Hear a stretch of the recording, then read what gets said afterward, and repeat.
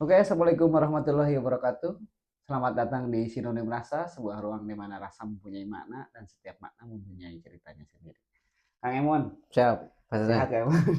alhamdulillah kemarin sedikit terganggu Dengan dengan sakit aja. ya dengan Soalnya cuaca udah ada seminggu ya kita tidak bertemu Kang Emon. dua minggu Dua kita minggu. ya Udah nggak kerasa udah 2 minggu berarti kita tidak ketemu. Ngerokok dulu Kang Emon biar lebih enak. lebih bahagia. Tapi meskipun sakit tetap aja Kang Emon ya kalau ngerokok pingin aja tuh. Padahal saya kemarin baca buku Atomic Habit ya, kebiasaan-kebiasaan terkecil. Sebenarnya saya ingin berhenti merokok, alhamdulillah saya berhenti ketika di jalan merokok. Dan merokok berhenti. Berarti selama 2 minggu itu nggak ngerokok. Enggak ngerokok. Tapi bicarakan tentang space dari lama kita tidak bertemu Kang Emon nih. Ya, siap Pak Ceng. Kebetulan banyak juga yang terjadi khususnya untuk diri saya pribadi nih. Sehingga pada akhirnya banyak hal-hal yang ingin saya ceritakan, ingin saya diskusikan dengan Kang Emon nih. Salah satunya saya pernah ini Kang Emon, sedikit bercerita Kang Emon ya. Saya pernah pulang kerja nih sore-sore, duduk di atas motor. Kalau sore-sore kan banyak orang yang lalu lalang nih, yang pergi, yang apa namanya, yang pulang kerja nih. Nah saya duduk aja di pinggir jalan gitu, di atas motor sambil melihat orang-orang yang setiap muka-mukanya gitu, yang berlalang gitu, tiap mukanya ada yang senyum, ada yang suntuk, mungkin karena capek, entah itu karena pekerjaan ataupun dengan ada yang buru-buru, ada yang santai. Saya memperhatikan satu persatu kayak gitu. Sehingga pada akhirnya saya mengambil kesimpulan, ini orang-orang yang mereka cari apa sih? Saya berpikir bahwa ketika yang mereka cari itu tidak jauh dari membicarakan tentang kebahagiaan. Kebahagiaan. Nah, sehingga dan banyak orang juga mencari kebahagiaan tapi tidak tahu juga, khususnya saya juga mungkin bahagia itu apa gitu. Mungkin kita diskusikan aja Kang Emon, bukan artian bahwa kita paling paham tentang kebahagiaan. Karena relatif ya bahagia ya. Nah ini mah lebih ke sudut pandang kita aja sih Kang Emon. Siap, Menurut siap. Kang Emon untuk kebahagiaan itu seperti apa sih? Ya berangkat tadi dari riset Pak Ceceng ya, melihat lalu lalang, sebenarnya orang-orang mau pada kemana? Jalan sampai berantem dan sebagainya kan, karena macet dan sebagainya. Ya memang tujuannya itu kan mereka itu kalau bicara masalah global kehidupan ya, yang kita cari itu yaitu kebahagiaan memang Pak Ceceng. Nah tadi pertanyaan Pak Ceceng kalau bicara masalah bahagia, bahagia itu apa? Kalau saya boleh ya berpendapat, menurut saya itu bahagia itu keadaan pikiran atau perasaan senang ya, tentram dan puas secara lahir ataupun batin ya, bebas dari rasa susah biasanya bahagia itu. Dan ini bahagia itu merupakan emosi positif yang memang dan harus ya, emosi positif dan harus dibarengi dengan rasa syukur juga kalau menurut saya. Kalau memang kita tidak bersyukur, lantas kebahagiaan itu apa? Nantilah kita akan bahas, misalkan bicara masalah kalau kita terus bahagia, endingnya akan seperti apa. Jadi menurut saya itu bahagia itu emosi positif ya. Emosi positif yang dibarengi dengan rasa syukur. Syukur dengan apa yang kita dapatkan, syukur dengan apa yang kita jalani hari ini. Mungkin itu Pak Ceng bicara masalah kebahagiaan ya, menurut pandangan pribadi saya. Ya, ini Kang Emon.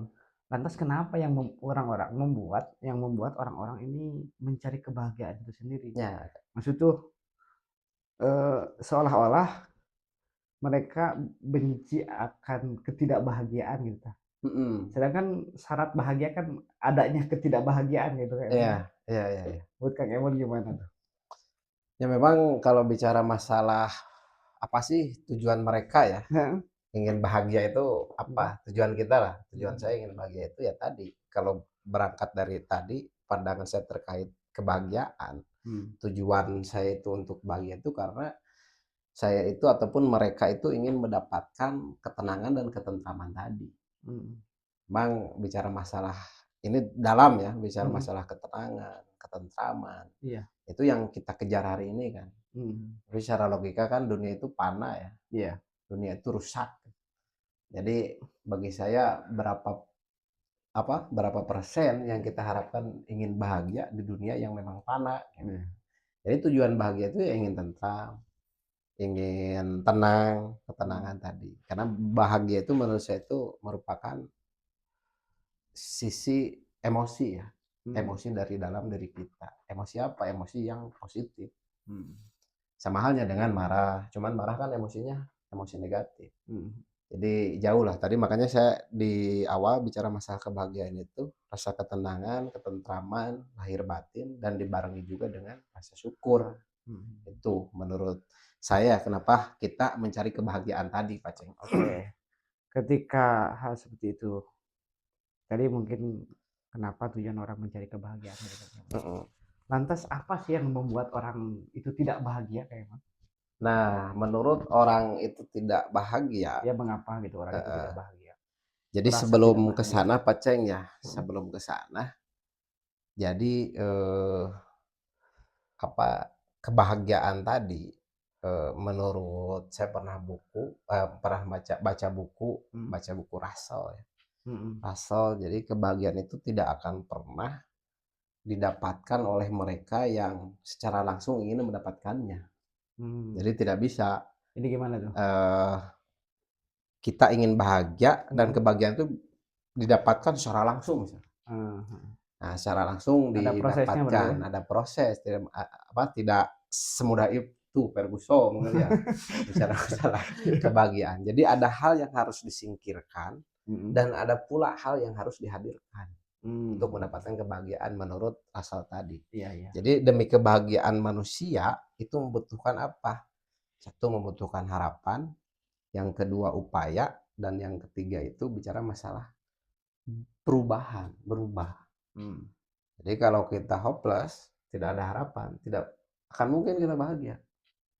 Dan kalau tidak ada upaya, tidak ada ikhtiar untuk bahagia, misalnya kondisi hari ini saya tidak bahagia dan saya tidak ingin ada perubahan, ya bagaimana ingin mendapatkan bahagia? Karena ikhtiarnya juga, upayanya juga tidak ada. Dan yang ketiga bicara masalah tadi manusia untuk mendapatkan kebahagiaan itu harus adanya perubahan. Kita harus berubah dan hal-hal itu. Nah, tadi saya masuk ke pertanyaan Pak Ceceng. Apa sih yang membuat orang itu tidak bahagia? Itu kan pertanyaannya.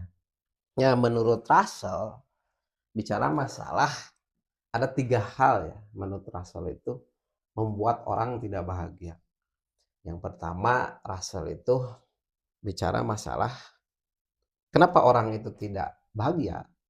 Karena adanya kepribadian Byronic menurut Russell itu. Nah, kepribadian Byronic ini bukan hal yang aneh. Jadi Byronic itu dari sebuah nama ya. Sebuah nama yang memang dia itu penyair. Namanya itu aslinya itu Lord Byron. Jadi Lord Byron itu seorang penyair dan puisi-puisinya itu ciri-cirinya itu melankolis. Melankolis. Sedih. Terus hal-hal yang memang seolah-olah tidak bahagia. Jadi kepribadian Byronic ini, jadi orang-orang yang mempunyai kepribadian Byronic ini itu seolah-olah tidak ingin kebahagiaan. Jadi orang-orang itu milih untuk susah. Orang yang tidak susah itu dipilih gitu kan. Iya. Jadi itu yang membuat orang tidak bahagia. Misalkan saya memilih idealis. Saya memilih kritis. Ya dengan pilihan saya ya bagaimana sih orang yang selalu mengkritisi, orang yang selalu misalkan idealis, capek. Iya. Nah, ketika kita berbenturan dengan rasa capek, dari mana sisi bahagia itu akan datang? Jadi menurut Russell itu ada kepribadian Byronic. Jadi orang yang tidak bahagia itu seperti ada quote kan menurut Russell itu. Orang yang tidak bahagia itu seperti pria yang kurang tidur. Itu menurut Russell hal yang menarik ya. Menurut Russell dari kepribadian Byronic tadi. Jadi Lord Byron itu membikin puisi, tulisan dan sebagainya. Karena itu pilihan dia ya. Saya tidak milih untuk bahagia karena mungkin dengan kondisi saya tertekan, kondisi saya tidak bahagia, saya bisa melahirkan tulisan-tulisan dan sebagainya lah. Iya ya. Itu. Bahkan hal-hal seperti itu kayak emang banyak orang-orang yang mungkin momen sedih itu lebih dapat inspirasi, lebih bisa meluapkan perasaannya dibanding bahagia gitu kan ya. Nah, itu dibanding bahagia Makanya kan. banyak kan lagu-lagu juga yang sedih. Makanya hati-hati ini dengan orang-orang yang mempunyai kepribadian Byronic. Jadi seolah-olah Kenapa ini bisa menular atau gimana? karena yang namanya kepribadian itu bisa menular. Kalau di lingkaran kita misalkan ada orang-orang yang ingin selalu melankolis, yang selalu keluh kesah, yang selalu tidak ada harapan tadi, tidak ada upaya tadi, tidak ada ikhtiar tadi, itu seolah-olah kan memilih tidak bahagia. Iya. Jadi jauh kan.